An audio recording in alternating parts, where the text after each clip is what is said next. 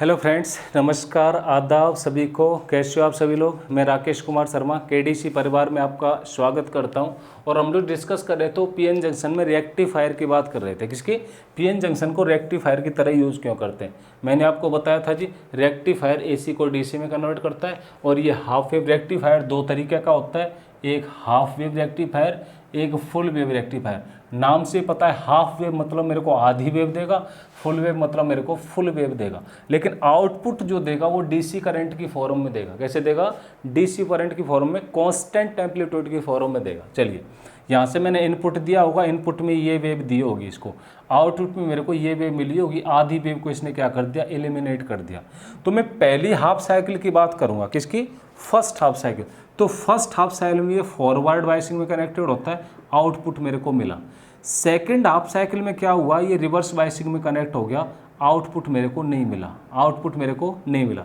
तो half wave rectifier की बात करेंगे तो फर्स्ट हाफ साइकिल में ये फॉरवर्ड बायसिंग में कनेक्ट होता है, आउटपुट मिलता है। लेकिन सेकंड हाफ साइकिल में ये रिवर्स बायसिंग में कनेक्ट होता है, आउटपुट मेरे को नहीं मिलेगा। इसकी बात करते हैं। मैंने इसको वेव ये दी होगी, तो ये वेव मेरे को मिल गई हाफ। इसको भी क्या कर दिया इसने? ऊपर पलट दिया ऐसे करके, और क्या बना दिया? पॉजिटिव। तो पहली हाफ साइकिल की बात करूंगा इसकी, तो पहली हाफ साइकिल में ये फॉरवर्ड बायसिंग में कनेक्ट था, आउटपुट मेरे को मिला। सेकंड हाफ साइकिल में ये रिवर्स बायसिंग में कनेक्ट था, लेकिन आउटपुट इसने दिया, रिवर्स कर दिया इसको, और कहाँ पर ले गया? उसके बैलेंस में ले गया, पॉजिटिव बना दिया। ठीक है, तो डिफरेंस ये इन दोनों के बीच में हो गया। क्या हो गया? ये डिफरेंस इन दोनों के बीच में हो गया। अब मैं बात करता हूँ इफिशियंसी की। तो जो हाफ वेव रेक्टिफायर है, क्या है? हाफ वेव रेक्टिफायर है, यहाँ पर लिख लेना। इसकी इफिशियंसी होती है लगभग 40.6%। कितनी होती है? 40.6%। तो इसने तो फुल वेव दिया, पूरी दिया, तो इसका डबल कितना हो जाएगा? लगभग इसकी इफिशियंसी होगी मेरे पास 81.2% लगभग। कितनी हो गई? 81.2। तो अगर आपको क्वेश्चन पूछता, ये क्या क्वेश्चन पूछेगा? What is the efficiency for the half wave rectifier, तो क्या बताओगे आप लोग? Efficiency for the half wave rectifier क्या होगा? एंड ये होता है 40.6%। And efficiency for the full wave rectifier, तो फुल वेव रेक्टिफायर के पास एफिशिएंसी होती है 81.2%। ठीक है, तो पहला क्वेश्चन ये आधी वेव मिलेगी, पूछ लेगा। फर्स्ट में फॉरवर्ड में कनेक्ट होता है, सेकंड हाफ में रिवर्स में इसमें आउटपुट होता है, इसमें नहीं होता है। ये अपने पास देख लीजिए। ठीक है, इसकी एफिशिएंसी 40.6% है इसकी। और रेक्टिफायर का काम क्या बताया मैंने? एसी करंट को डीसी में कन्वर्ट करना। देखिए, फुल वेव रेक्टिफायर में जो मेरे को करंट मिलता है ना, वो फ्लक्चुएटिंग करंट मिलता है। क्या मिलता है? फ्लक्चुएटिंग करंट मिलता है। तो मेरे को जो आउटपुट में जो करंट मिलेगा, ये करंट मिलेगा मेरे को फ्लक्चुएटिंग। क्या मिलेगा? फ्लक्चुएटिंग करंट मिलेगा। अब मेरे पास फ्लक्चुएटिंग करंट मिलेगा, लेकिन मेरे को कांस्टेंट करंट चाहिए। फ्लक्चुएट करेगा तो भाई डिवाइस में दिक्कत होगा, डिवाइस चलेगा जब। मेरे को कांस्टेंट करंट चाहिए, तो फ्लक्चुएटिंग करंट से कांस्टेंट करंट बनाने के लिए हम लोग क्या लगाते हैं? फिल्टर लगाते हैं। क्या लगाते हैं? एक फिल्टर लगाते हैं। फिल्टर लगाते ही फ्लक्चुएटिंग करंट किस में कन्वर्ट हो जाएगा? कांस्टेंट करंट में कन्वर्ट हो जाएगा। दिख रहा है सभी को? तो कांस्टेंट करंट में कन्वर्ट हो जाएगा। आप लोग याद रखेंगे, जो मेरे को आउटपुट में मिलेगा रेक्टिफायर के द्वारा, ये फ्लक्चुएटिंग करंट मिलेगा। मतलब इसकी वैल्यू चेंज होती रही, कम ज़्यादा कम ज़्यादा। आपने देखा होगा ना, लाइट कभी लाइट झटके मारती है, कम ज़्यादा होती रहती है, ऐसे करके मिलता है। तो हम एक फ़िल्टर लगाते हैं बीच में। फ़िल्टर एक्स्ट्रा फ्रिक्वेंसीज को एलिमिनेट करता है, कॉन्स्टेंट फ्रिक्वेंसी को अपने अंदर से पास होने देगा। तो फ्लक्चुएटिंग करंट ना मिलकर क्या मिल जाएगा मेरे को? कॉन्स्टेंट करंट मिलेगा। तो आपको पूछ सकता है, फ्लक्चुएटिंग करंट से कांस्टेंट करंट में कौन कन्वर्ट करता है? आप लोग आंसर दोगे जी, फिल्टर कन्वर्ट करता है। कौन कन्वर्ट करता है? फिल्टर कन्वर्ट करता है। कोई डाउट किसी को? कोई डाउट नहीं। This all was about rectifier. अब दो चीज़ और पूछा जाता है रेक्टिफायर में। वो दो चीज़ कौन कौन से हैं अपने पास? वो दो चीज़ें, एक तो रिपल फैक्टर क्या होता है? क्या होता है? Ripple factor. तो ripple factor is nothing the ratio of current AC to the current DC. इसको रफ कर देता हूँ डायग्राम को। अगला जो क्वेश्चन पूछा जाएगा, आपको पूछा जाएगा रिपल फैक्टर दोनों के केस में। किसमें? फुल और हाफ दोनों के केस में। तो अगला एडिंग, वो अगला क्या क्वेश्चन पूछा जाएगा? रिपल फैक्टर क्या होता है? क्या होता है? Ripple factor. तो रिपल फैक्टर को स्मॉल आर से रिप्रेजेंट करते हैं। हाफ वेव के केस में करंट एसी में कितना था और करंट मेरे को डीसी में कितना मिला, ये होता है।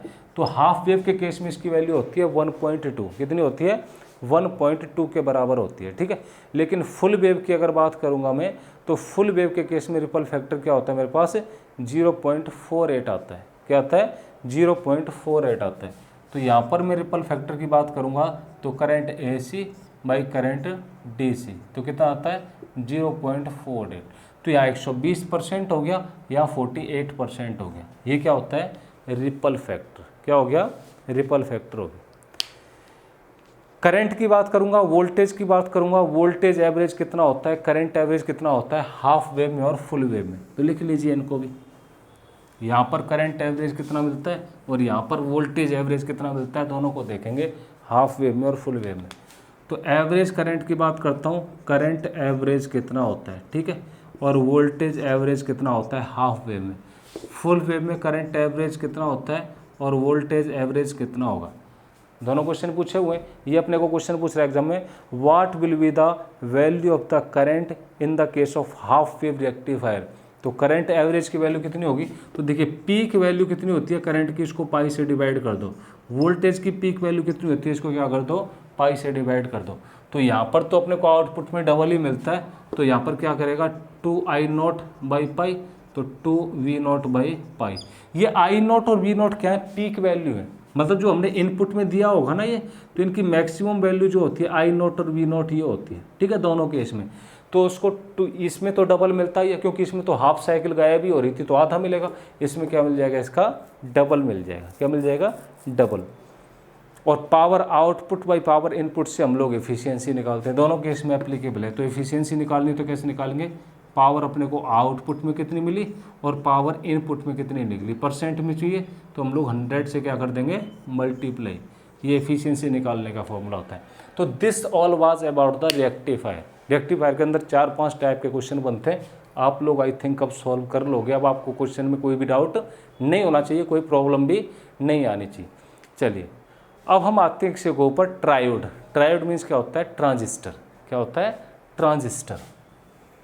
ये तो था डायोड, इसमें हमने 2 कनेक्ट किए थे P और N, तो नाम से पता चल रहा है ट्रायोड।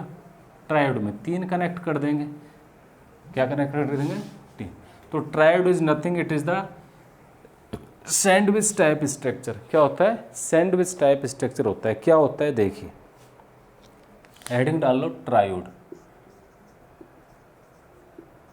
ट्रायोड को 2 कैटेगरी में कन्वर्ट करते हैं, एक PNP और एक NPN। क्या होता है PNP और NPN। मैं यहाँ पर स्टडी कर रहा हूँ NPN की, एक की स्टडी कर लो दूसरे की ऑटोमेटिक हो जाएगी, ठीक है। NPN कैसे बनता है, ये ऐसे करके एक N यहाँ पर लगा दूंगा, P यहाँ पर लगा दूंगा, N यहाँ पर लगा दूंगा। क्या लगा दूंगा P बीच में लगा दूंगा और N यहाँ पर। इसका जो साइज होता है P का काफ़ी छोटा होता है, ये इतना सा बस। ये जो पहले वाला टर्म है अपने पास, इसको मैं बोलूँगा एमिटर, और ये जो बाद वाला टर्म होता है इसको बोलता हूँ मैं कलेक्टर, और इसको बोलता हूँ मैं बेस। क्या होता है ये बेस होता है, और ये क्या होता है कलेक्टर होता है। Emitter base collector.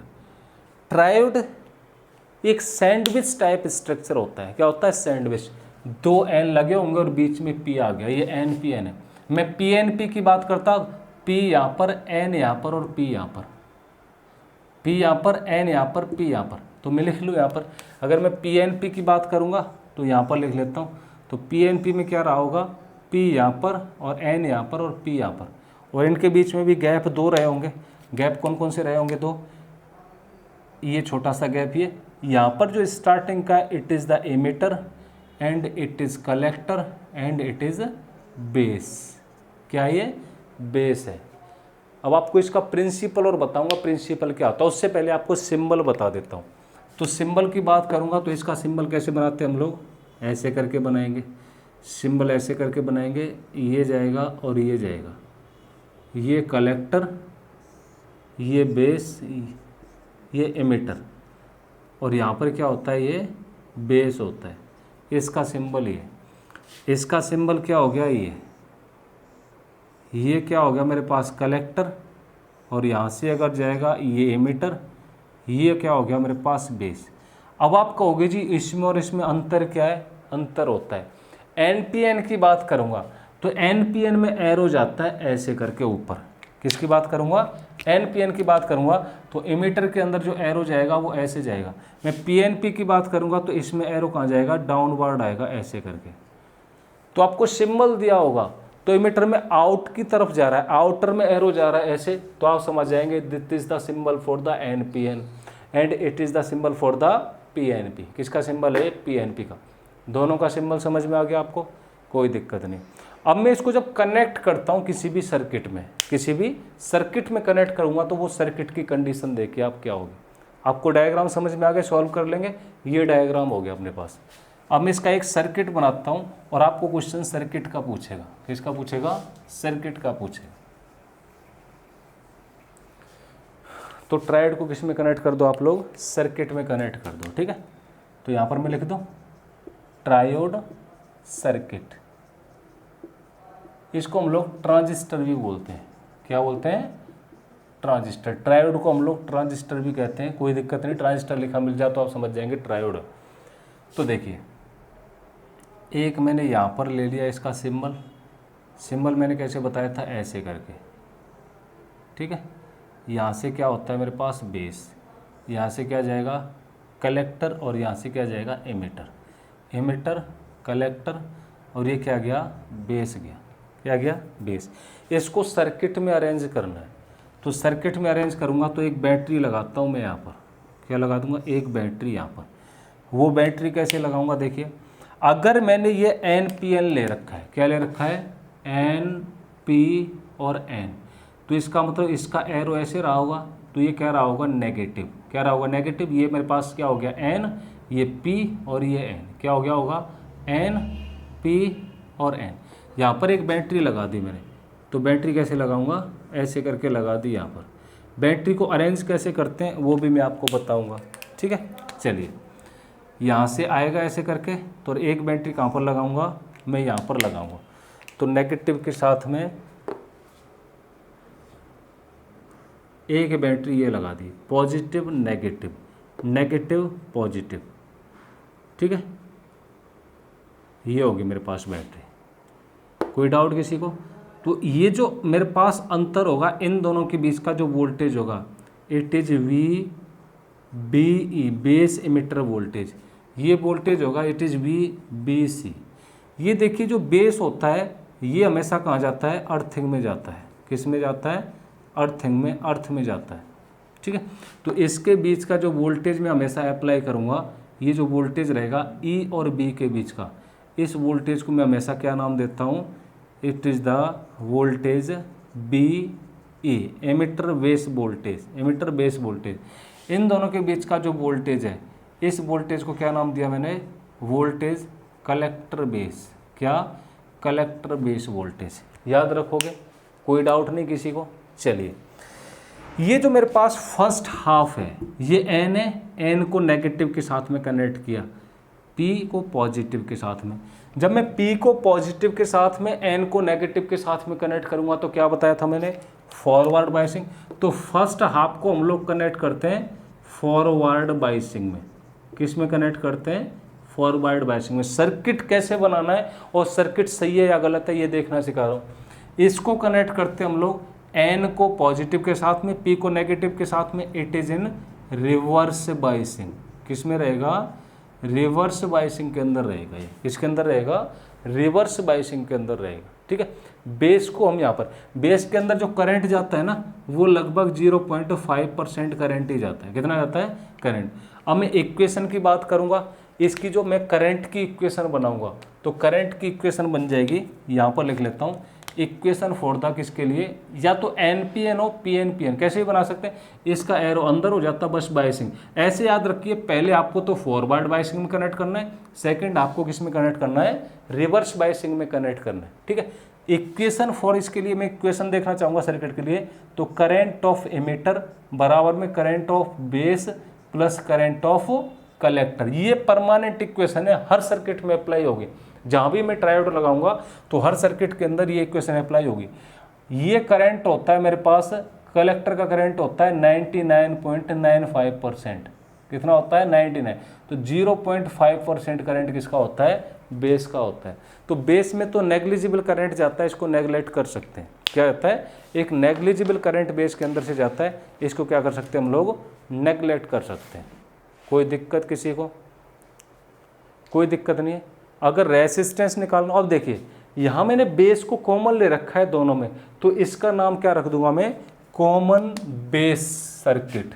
क्या हो गया, कॉमन बेस सर्किट। मैंने बेस को कॉमन ले रखा है ना, किसको ले रखा है, बेस को कॉमन ले रखा है। सी का मतलब कलेक्टर नहीं समझना है, सी का मतलब क्या है, कॉमन। ये कॉमन बेस सर्किट है। अगर मैं क्या करता, यहाँ पर एमिटर को ले लेता, क्या ले लेता, एमिटर को ले लेता, और ये सर्किट मैंने ऐसे बना दिया होता, ऐसे करके, ऐसे करके, और यहाँ पर क्या ले लिया, एमिटर, और यहाँ से जाएगा कलेक्टर, और यहाँ से क्या जाएगा, बेस। अब एक सर्किट तो मैं यहाँ पर बैटरी अरेंज कर दूंगा, और एक बैटरी इन दोनों के बीच में अरेंज कर दूंगा भाई। ये हो जाता कॉमन एमिटर। क्या हो जाता, कॉमन एमिटर हो जाता। और अगर यही मैं ऐसे बना देता कि एक तो ऐसे जाएगा और एक ऐसे, एक कैसे जाएगा, ऐसे करके, यहाँ पर किसको ले लेता, कलेक्टर को, यहाँ पर क्या हो जाता, एमिटर, यहाँ पर क्या हो जाता, base. It is the common collector circuit. क्या हो गया, कॉमन कलेक्टर सर्किट। अब इनको हम रिक्वायरमेंट के हिसाब से अलग अलग अरेंज करते हैं। जैसे जहाँ पर मेरे को कॉमन एमिटर की ज़रूरत है वहाँ पर ये लगाऊंगा, कॉमन कलेक्टर की ज़रूरत है ये यूजेस के हिसाब से हम लोग अलग अलग यूज करते हैं। ठीक है, ब्रॉड यूज इसका आपके सिलेबस में नहीं है, बस कनेक्शन आपके सिलेबस में है। तो मैंने ये कॉमन एमिटर ले लिया, क्या ले लिया, कॉमन एमिटर ले लिया।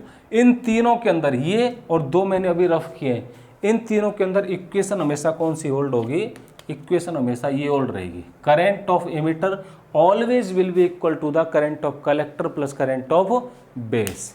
करंट ऑफ एमिटर जिसके अंदर से एमिट होता है करंट, ये टोटल एमिट होगा तो कलेक्टर और बेस करंट के हमेशा क्या मिलेगा, बराबर मिलेगा। कोई दिक्कत किसी को, कोई दिक्कत नहीं। मैं अगर रेसिस्टेंस की बात करना चाहूँगा तो रेसिस्टेंस की बात, वोल्टेज की, रेसिस्टेंस की बात करेंगे, voltage of B E over में आई बी। अगर मेरे को रेसिस्टेंस, रेसिस्टेंस क्या होता है, वोल्टेज ओवर में करंट ही तो होता है। क्या होता है, वोल्टेज ओवर में करंट होता है। अगर मैं वोल्टेज क्या ले लिया, बी ई ले लिया, क्या ले लिया, बी ई ले लिया, तो अगर मैं वोल्टेज बी ई के बीच का लूँगा डेल्टा वोल्टेज, तो करंट भी मेरे को कौन सा लेना पड़ेगा, बेस लेना पड़ेगा। कौन सा, बेस। तो मैं यहाँ पर क्या कर दिया, देखो बी ई ले रखा है तो मैंने कलेक्टर को क्या कर दिया होगा, कांस्टेंट। तो यहाँ पर करंट इन द कलेक्टर क्या कर दिया होगा, कांस्टेंट कर दिया होगा। तो current in collector is equal to में कांस्टेंट। या फिर मैं रेसिस्टेंस लिखूंगा, अगर मैं किसका लेता हूँ, मैं सी ई का लेता हूँ, किसका लेता हूँ, सी ई का। तो delta we C E common collector emitter. तो यहाँ पर जो करंट लूँगा मैं करंट कलेक्टर का लूँगा, तो यहाँ पर मैंने करंट बेस का क्या कर दिया होगा, कांस्टेंट। याद रखेंगे मेरे को रेसिस्टेंस निकालना है, तो जो वोल्टेज लूँगा मैं, तो ये पहले वाला टर्म याद रखो, करंट बेस का लेना पड़ेगा। यहाँ पर मैंने ये लिया वोल्टेज सी की, तो करंट सी का लेना पड़ेगा। ये जो पहले वाला टर्म है मेरे पास क्या है, ये जो फर्स्ट वाला टर्म है बी, तो करंट बी आ गया, ये वोल्टेज सी, तो करंट क्या आ गया, सी। तो रेसिस्टेंस इस सर्किट के अंदर निकालना है, तो रेसिस्टेंस में ऐसे निकाल लूँगा। कोई डाउट? तो ट्रायोड समझ में आ गया आपको, ट्रायोड। और एम्पलीफायर की बात करते हैं हम लोग, एम्पलीफायर क्या, ट्रांजिस्टर को हम लोग एम्पलीफायर की तरह यूज करते हैं। तो एक क्वेश्चन यहाँ पर आपको पूछा हुआ है जी, एम्पलीफायर में अपने को ये बता दीजिए कि एसी करंट गेन कितना होगा और डीसी करंट गेन कितना होगा। तो करंट गेन की बात करता हूँ, तो अगर मैं ट्रांजिस्टर को कैसे कनेक्ट करता हूँ, इसको एज एन एम्पलीफायर कनेक्ट करता हूँ। कैसे? As an amplifier. एम्पलीफायर क्या होता है आपको बताऊंगा अभी, कम्युनिकेशन, इससे अगला चैप्टर करूंगा। तो इस एम्पलीफायर में मेरे को क्या निकालना है, करंट गेन निकालना है। क्या निकालना है? Current gain.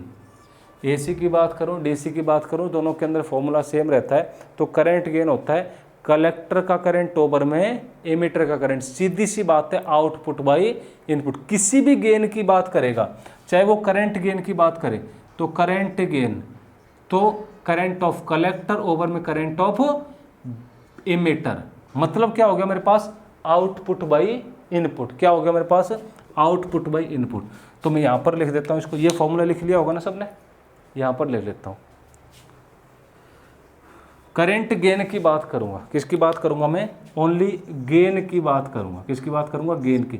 अब मैं करंट गेन की बात करूंगा तो आउटपुट में तो किसका जाता है, कलेक्टर का, और इनपुट में किसका होता है, एमिटर का। ये वोल्टेज गेन की बात करूंगा तो वोल्टेज आउटपुट में किसका गया, वोल्टेज इनपुट में किसका आया, एमिटर का भाई। मैं पावर गेन की बात करूंगा तो पावर आउटपुट में कितनी गई और पावर इनपुट में। तो किसी भी गेन की आपसे बात करें, गेन कितना हुआ होगा, कितना परसेंट, गेन एक तरीके से यहाँ पर एफिशिएंसी है। गेन का एक तरीके से एफिशिएंसी है, बस 100 से मल्टीप्लाई नहीं करेंगे, 100 से कर देंगे तो परसेंटेज में गेन आ जाएगा, जैसे हम एफिशिएंसी निकालते हैं। तो आउटपुट व इनपुट है, आउटपुट क्या था ये और इनपुट क्या था ये यहाँ से, और ये क्या हो गया मेरे पास आउटपुट। कोई डाउट किसी को? कोई डाउट नहीं। चलिए, तो ये थी ट्रायोड की कहानी। क्वेश्चन कैसे कैसे बनते हैं? पहला क्वेश्चन, फर्स्ट आपको फॉरवर्ड में कनेक्ट करते हैं, सेकंड आपको रिवर्स में, ठीक है। दूसरा क्वेश्चन सिंबल्स, ये एरो का तीसरा क्वेश्चन बन जाता है, एनपीएन पीएनपीएन। चौथा क्वेश्चन किसका बन जाता है? मेरे को करंट निकालना है। पांचवा क्वेश्चन किसका बनता है? गेन। ये तीनों क्वेश्चन से तो 6-7 क्वेश्चन ये बन जाते हैं। और सबसे इंपॉर्टेंट रिलेशन कौन सा हो गया मेरे पास? ये 8वां क्वेश्चन है, ठीक है। तो इस तरीके से आपने देखा होगा 8, 9, 10, ये 10 टाइप के क्वेश्चन लगभग यहाँ से बनेंगे। कितने? 10 टाइप के क्वेश्चन बनेंगे ट्रांजिस्टर से। आप लोग सॉल्व कर सकते हो इसको, कोई दिक्कत नहीं है। चलिए, अब मैं पढ़ूंगा जिसका आप लोग काफ़ी देर से इंतजार कर रहे हो, दैट इज डिजिटल इलेक्ट्रॉनिक्स। क्या है? Digital electronics. तो अगली हेडिंग डाल लो, डिजिटल इलेक्ट्रॉनिक्स। क्या डाल लो? Digital electronics.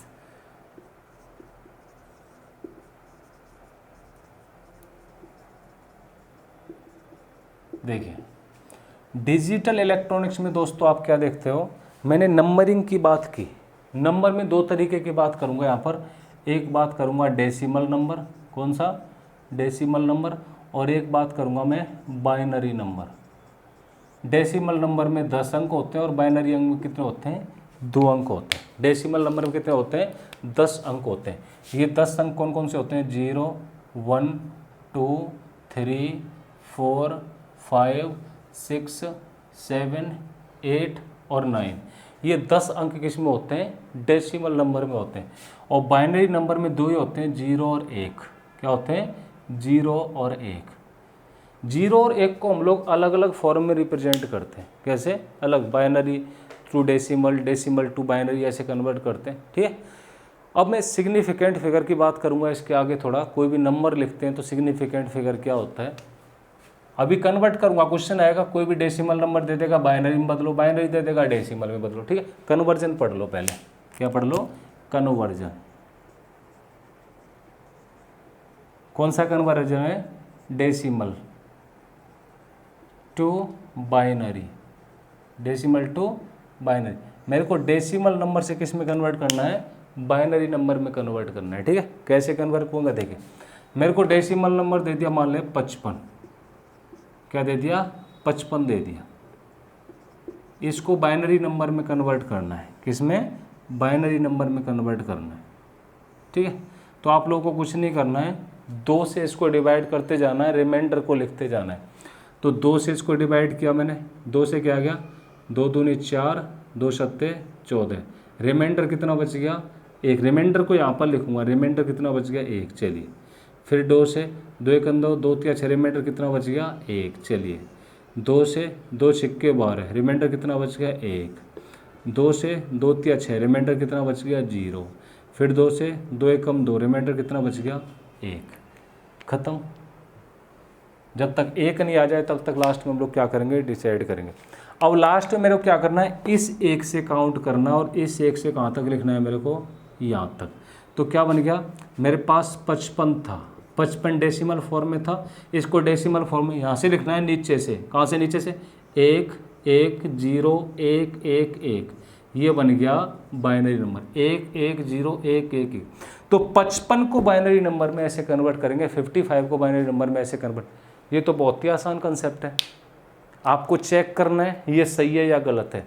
तो ये दूसरे कंसेप्ट में चेक करते हैं। कन्वर्जन होगा मेरे पास binary to decimal, binary to मैं बाइनरी नंबर से डेसिमल नंबर में जाना चाहता हूँ, तो चेक कर लेते हैं, इसी को चेक कर लेते हैं। क्वेश्चन भी हो जाएगा, चेक भी हो जाएगा बाइनरी टू डेसिमल में। तो क्या था बाइनरी मेरे पास? 1 1 0 1 1 1, ये बाइनरी है। इसको मैं डेसिमल नंबर में बनाना चाहता हूँ। किसमें? डेसिमल नंबर में बनाना चाहता हूँ। तो यहाँ से शुरू करेंगे लास्ट से, 10 की पावर 0, इसको लिखूँगा 10 की पावर 1, इसको लिखूँगा 10 की पावर 2, इसको लिखूँगा 10 की पावर 3, इसको लिखूँगा 10 की पावर 4, सॉरी 10 की नहीं, 2 की थोड़ी मिस प्रिंट है, इसको सही करो। 2 की पावर 0, 2 की पावर 1, 2 की पावर 2, 2 की पावर 3 और 2 की पावर 4 और 2 की पावर 5। पीछे से शुरू करेंगे और पावर 0 से इंक्रीजिंग ऑर्डर में आएंगे, पावर 0 से इंक्रीजिंग ऑर्डर। अब देखिए 2 की पावर 0 कितना होता है, 1। किसी भी क्वांटिटी की पावर 0 1 होती है। 1 का गुणा करेंगे इसके साथ है, मल्टीप्लाई भी करना है, तो कितना आ जाएगा 1 प्लस 2 की पावर 1 2, 2 एकम 2 प्लस 2 2 जा 4, 4 इंटू में 1 कितना हो गया 4 प्लस 8, 8 इंटू में 0 कितना हो गया 0 प्लस 2 की पावर 4, 2 दूनी 4, 4 चौक 16 प्लस 2 की पावर 5 32, 32 इंटू में कितना आ गया 32। इसको ऐड करके देखो एक बार कितना आ गया, ऐड करेंगे तो 16 और 32 48, 49 50 51 51 और 4 55। ये डेसिमल नंबर बन गया, हो गया सॉल्व।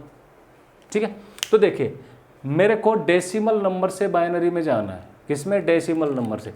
तो डेसिमल नंबर दे रखा था मेरे पास 55। डेसिमल मतलब जो इन 10 अंक की फॉर्म में हो, इससे किस में जाना था मेरे को, बाइनरी नंबर में। तो क्या करूंगा, इसमें 2 से इसको मल्टीप्लाई डिवाइड करते जाइए, रिमाइंडर को यहाँ लिखते जाइए। 2 से 55 को डिवाइड कर 27 बार, 1 शेष बचा। 2 से 27 को 13 बार, 1 शेष बच गया। रिमाइंडर को कहाँ लिखते जाइए, यहाँ पर। तो 2 से 13 को 6 बार से 1 शेष बच गया, यहाँ पर ये शेष आएगा, रिमाइंडर आएगा। ठीक है, 2 से 6 बार 3 0 शेष बच गया, 2 से 3 को 1 बार 1। तो यहाँ से नीचे से लिखते जाइए यहाँ तक। तो 1 1 0 1 1 1 क्या क्या हो गया, it is the binary number format. कौन सा नंबर है, बाइनरी नंबर फॉर्मेट। अब आपको बाइनरी में दिया है, बाइनरी से डेसिमल में ले जाना चाहता है। क्या करता है, बाइनरी से डेसिमल में ले जाना चाहता है। तो बाइनरी तो ये मेरे पास क्या हो गया, बाइनरी फॉर्म में हो गया। बाइनरी फॉर्म में हो गया तो यहाँ से शुरू करेंगे लास्ट से। 2 की पावर 0, 0 से पावर से लेते जाएंगे इंक्रीजिंग ऑर्डर में। 2 की पावर 0, 2 की पावर 1, 2 की पावर 2, 2 की पावर 3, 2 की पावर 4, 2 की पावर 5। अब ये जो भी आएगा वैल्यूज़ को इसके साथ में मल्टीप्लाई करते जाइए, इनके साथ में मल्टीप्लाई करते जाएंगे। तो 2 की पावर 0 अपने पास 1 इंटू में 1 1, 2 की पावर 1 2 एकम 2, 2 की पावर 4 4 यहाँ पर आ गए, 2 की पावर 3 0 से मल्टीप्लाई किया 0, 2 की पावर 4 16 को मल्टीप्लाई किया 1 से 16, 2 की पावर 5 32 को 1 से 32। इन सब को जोड़ दो, क्या आ गया 55। 55 को ही तो कन्वर्ट किया था हमने, ऐसे इसको कन्वर्ट कर दिया 55 में भाई। तो decimal to binary, binary to decimal ऐसे कन्वर्ट करते हैं। कोई भी क्वेश्चन आएगा आप लोग सॉल्व कर दोगे। छोटा सा कंसेप्ट है, बहुत ही आसान कंसेप्ट है, आप लोगों को कन्वर्ट करने में कोई भी दिक्कत नहीं आनी चाहिए। ठीक है, आराम से कर दोगे। चलिए अब अगले क्वेश्चन की बात करता हूँ। अब नेक्स्ट जो आता है मेरे पास वो होती है बूलियन अलजेब्रा। क्या आता है, बूलियन अलजेब्रा। जो अपने पास कंप्यूटर सिस्टम है, ये कंप्यूटर सिस्टम कैसे काम करता है इसकी बात करेंगे। जो कंप्यूटर सिस्टम है, कंप्यूटर सिस्टम आप लोग सोचते होंगे कि इसके ऊपर काम करता है, इसके ऊपर काम नहीं करता है। हमारा जो कंप्यूटर सिस्टम है वो बाइनरी नंबर के ऊपर काम करता है। हम कुछ भी कंप्यूटर में लिखते हैं वो किस फॉर्म में लिखा जाता है, 0 1 0 1 0 1 0 1 की फॉर्म में लिखा जाता है, कभी भी डेसिमल की फॉर्म में नहीं लिखा जाता है। जब 0 1 की फॉर्म में लिखा जाता है फिर वो कोड होता है, उसके अंदर कोड कन्वर्ट होता है, अपने को अपनी लैंग्वेज में दिखाई देता है। क्या, चाहे तो वो इंग्लिश लैंग्वेज हो, हिंदी लैंग्वेज हो, संस्कृत लैंग्वेज हो, आप कोई सी भी लैंग्वेज हो उस लैंग्वेज में दिखाई देता है। अब ये 0 और 1 का खेल क्या है, रियलिटी में 0 और 1 है क्या, इसकी रियलिटी को देखते हैं। आज आप इनका पर्दाफाश करूंगा, ये 0 और 1 क्या है। ठीक है, आप लोग बस रटते आए हो अभी तक 0 और 1 क्या होता है, मैं आपको आज बताने वाला हूँ 0 और 1 रियलिटी में होता क्या है। आपको 0 मतलब क्या समझना है, 1 मतलब क्या समझ, क्योंकि पूरा जो खेल चल रहा है वो पावर सप्लाई का चल रहा है। क्या चल रहा है, पावर सप्लाई का। जब फिजिक्स खत्म हो जाएगी ना तो मैं आपको एक छोटा सा कंसेप्ट बताऊंगा, एक लाइन का। ठीक है, अभी नहीं बता रहा क्योंकि अभी मैं बताऊंगा फिर आप आगे पढ़ना बंद कर दोगे। पूरी फिजिक्स खत्म हो जाएगी, आपको एक लाइन का छोटा सा कंसेप्ट बताऊंगा। ठीक है, वो एक छोटा से एक लाइन के कंसेप्ट से आप लोगों को रियलिटी में लगेगा इतने दिन से फिजिक्स ऐसे ही पढ़ रहे थे, पूरी फिजिक्स का निचोड़ तो ये रहा। ठीक है, वो निचोड़ बाद में बताऊंगा। जिस तरीके से मैंने मेहनत किया उस निचोड़ तक जाने के लिए आपको सारी क्लासेस अटेम्प्ट करनी पड़ेंगी, आपको भी मेहनत करनी पड़ेगी उस निचोड़ तक जाने के लिए। पूरी फिजिक्स का निचोड़ एक ही लाइन में बताऊंगा। ठीक है, अभी इसको सस्पेंस रखता हूँ। ठीक है, सस्पेंस, राज को राज रहने दो, अभी आप लोग ये मेहनत करिए, क्योंकि जब तक आप लोग मंजिल पर जाने का मज़ा नहीं लोगे, मंजिल पर पहुँचने का मज़ा नहीं लोगे तो मेहनत करने का कोई फ़ायदा ही नहीं है। फिर आप उससे आपको जो आउटपुट मिलेगा उस आउटपुट की बात करेंगे, ठीक है।